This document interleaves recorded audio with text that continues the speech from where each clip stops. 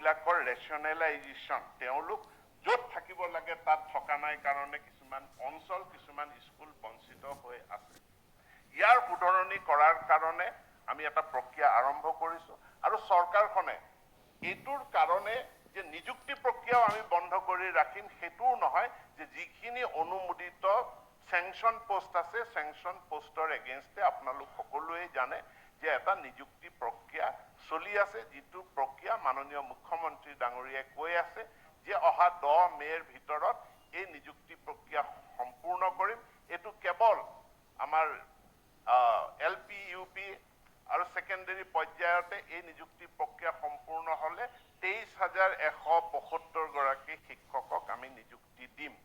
সামগ্ৰিকভাৱে গোটেই শিক্ষা বিভাগত আমি হায়াৰ সেকেন্ডাৰী আৰু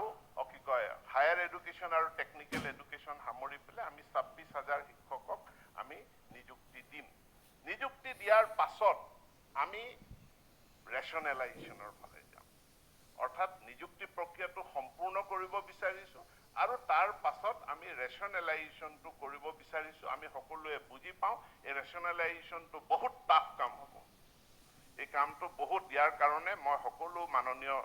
বিধায়কসকলৰ মই সহায় সহযোগিতা কামনা কৰিম কাৰণ যাতে কোনো ধৰণৰ ৰাজনৈতিক হেঁচা বা অন্য ধৰণৰ হেঁচা বিভাগটোৰ ওপৰত নাহে কৰবাত য'ত ছাত্ৰ ছাত্ৰীৰ সংখ্যা কম আছে শিক্ষকৰ সংখ্যা বেছি আছে তাৰ পৰা আমি শিক্ষক বদলি কৰিবলৈ আমি বাধ্য ডিপাৰ্টমেণ্ট হিচাপে কিন্তু সেই সময়ত আমাৰ ওপৰত কোনো ৰাজনৈতিক বা অন্য ধৰণৰ হেঁচা আহিব নালাগে আৰু ডিপাৰ্টমেণ্টক ইণ্ডিপেণ্ডেণ্টলি কাম কৰিবলৈ দিলে আমি সাহসেৰে আমি যথেষ্ট সাহসেৰে দৃঢ়তাৰে এই ৰেচনেলাইজেশ্যনটো আমি কৰিবলৈ আগবাঢ়িম মাননীয় আমিনুল ইছলাম জুনিয়ৰ ডাঙৰীয়াক তেখেতক মই ধন্যবাদ জনাইছো তেখেতে এটা খুব গুৰুত্বপূৰ্ণ প্ৰশ্ন উত্থাপন কৰিছে আৰু হেতু হল যে তেখেতে কৈছে যে ৰাইট টু এডুকেশ্যন এক্ট আহাৰ পাছত এই যে পৰীক্ষা নহয় আৰু পাছ প্ৰমোশনটো বাধ্যতামূলক সকলোকে 2 পৰা 3 লে 3 পৰা 4 লে প্ৰমোশনটো দিবই লাগে তাত আৰু পৰীক্ষা তৰীক্ষাৰ কোনো কথা নাই এটোৱে আমাৰ কৰবাত গুণগত শিক্ষাৰ ক্ষেত্ৰত আমাৰ ক্ষতি সাধন কৰিছে নেকি এটো এটা গোটেই ৰাষ্ট্ৰজুৰি হৈ থকা বিতৰ্ক আৰু এই ৰাষ্ট্ৰজুৰি হৈ থকা বিতৰ্কটোৰ কাৰণে চৰকাৰে কিছু পদক্ষেপ গ্ৰহণ কৰিছে নিউ এডুকেশ্যন পলিচিৰ ইমপ্লিমেন্টেশ্যন মই বাৰম্বাৰ এটা কথা কৈ আহিছো নিউ এডুকেশ্যন পলিচিটো বুজক এটো এনেকুৱা এটা বস্তু নহয় যে আহাক দিন তাৰিখ সময় ক্ষণ এটা ঠিক কৰি পেলাই আমি আৰম্ভ কৰি দিলো বুলি কৈ দিব পৰা বস্তু ইয়াৰ ইমপ্লিমেন্টেশ্যনৰ কাৰণে ভাৰত চৰকাৰৰ শিক্ষা বিভাগে 300টা টাস্ক নিৰ্ধাৰণ কৰিছে এক ডিপাৰ্টমেন্টৰ বেলেগ চৰকাৰৰ বেলেগ অনুষ্ঠানৰ তেওঁলোকৰ কাৰণে নিৰ্ধাৰণ কৰি দিয়া আছে কোনে ক'ত কি কৰিব এসচিআৰটি কি কৰিব এনচিইআৰটি কি কৰিব ইউনিভাৰ্চিটি বিলাকে কি কৰিব কলেজসমূহে কি কৰিব ৰাজ্য চৰকাৰ আৰু ইউনিয়ন টেৰিটৰি বিলাকে কি কৰিব এই 300টা টাস্ক নিৰ্ধাৰণ কৰি দিয়া আছে এই 300টা টাস্কৰ ভিতৰত 295 নম্বৰ টাস্ক এই টাস্কটো ইম্পৰ্টেণ্ট এটো হল যে ৰাইট টু এডুকেশ্যন এক্ট যেতিয়া হৈছিল ৰাইট টু এডুকেশ্যন এক্টৰ মূল লক্ষ্য উদ্দেশ্যটো আছিল ফ্ৰী এণ্ড ইউনিভাৰ্চেল এডুকেশ্যন বিনামূলীয়া আৰু সাৰ্বজনীন শিক্ষা তো সকলোৰে বাবে বিনামূলীয়া আৰু সাৰ্বজনীন শিক্ষাৰ ফলস্বৰূপে আমাৰ এনৰোলমেন্ট বাঢ়ি গ'ল আমি 100% এনৰোলমেন্টৰ ফালে আমি যাব পাৰিছো কিন্তু কোৱালিটি অফ এডুকেশ্যন গুণগত শিক্ষাত কম্প্ৰমাইজ হৈছে নেকি এই কথাটো বিবেচনা কৰিছে ভাৰত চৰকাৰে শিক্ষা বিভাগে আৰু এটো বিবেচনা কৰি 295 নম্বৰ টাস্কটো নিৰ্ধাৰণ কৰি এই টাস্কৰ কাৰণে এখন বিশেষ কমিটি গঠন কৰিছে যিখন কমিটিয়ে অধ্যয়ন কৰিব যে নতুন শিক্ষানীতিৰ আধাৰত গুণগত শিক্ষা দান কৰাৰ কাৰণে ৰাইট টু এডুকেশ্যন এক্টখন এমেণ্ডমেণ্ট কৰাৰ ইয়াৰ সংশোধন কৰাৰ প্ৰয়োজনীয়তা আছে নেকি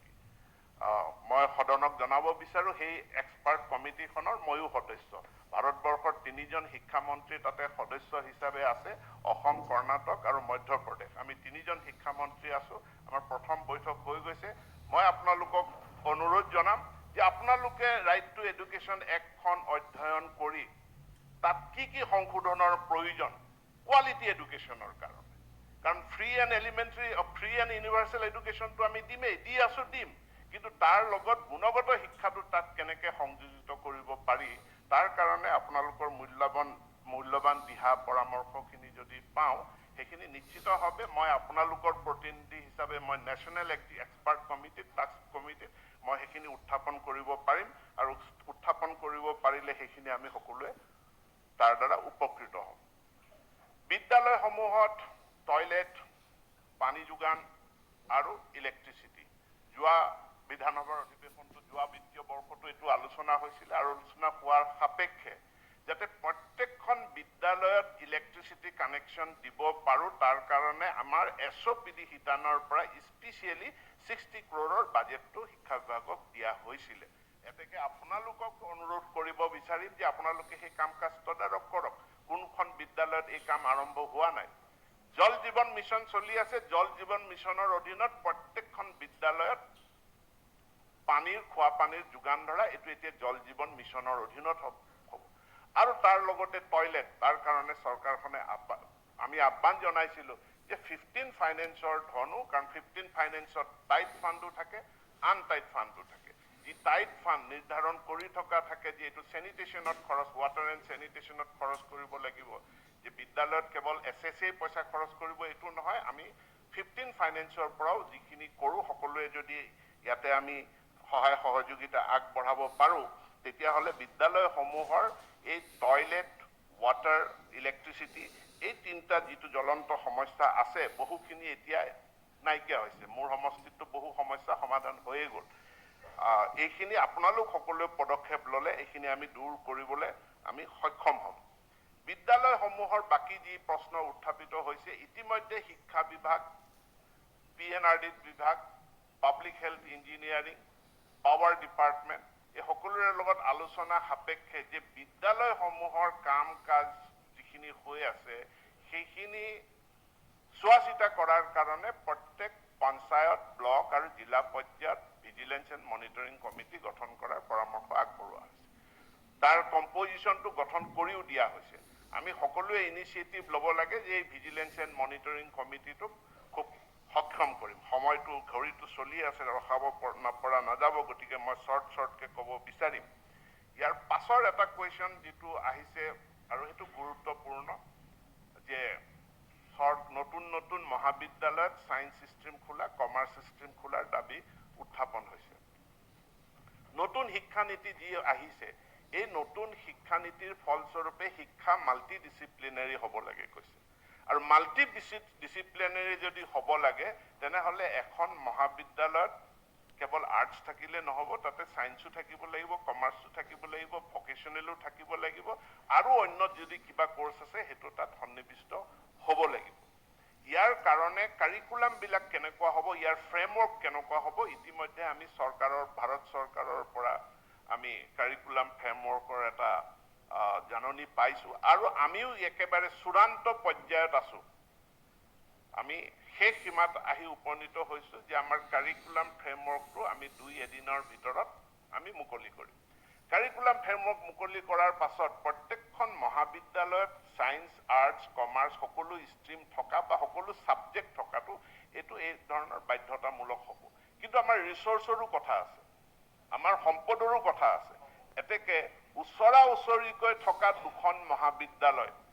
যদি এখনত আৰ্টছ আছে এখনত ছায়েন্স আছে তেনেহ'লে দুয়োখন মহাবিদ্যালয়ত আকৌ পৃথকে তাত নথকা ষ্ট্ৰীমটো খোলাৰ প্ৰয়োজন নাই দুয়োখনৰ মাজত এটা কোলাবৰেশ্যনৰ প্ৰয়োজন হ'ব সো এইটো এতিয়া বিভিন্ন মহাবিদ্যালয়ৰ মাজত কোন মহাবিদ্যালয়ৰ লগত কোলাবৰেশ্যন কৰিব পাৰিব সেই কথাটো আমি এক্সামিন কৰি চাবলৈ যাম কাৰণ ইয়াত এখন মাল্টি ডিচিপ্লিনাৰী যি এডুকেশ্যন চিষ্টেম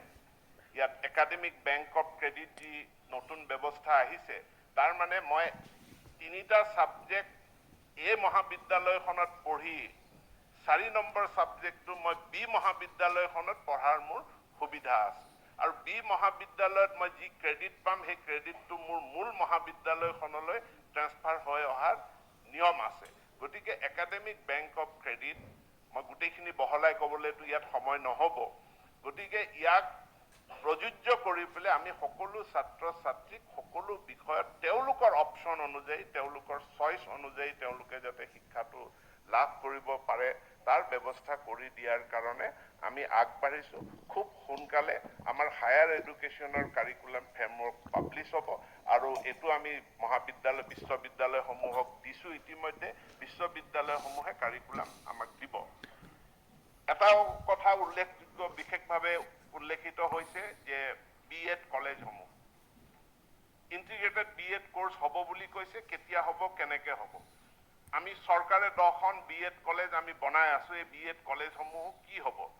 ডায়েটসমূহ যি আছে ডায়েটবিলাকৰ ভৱিষ্যত কি হ'ব যেতিয়া আমি ইন্টিগ্ৰেটেড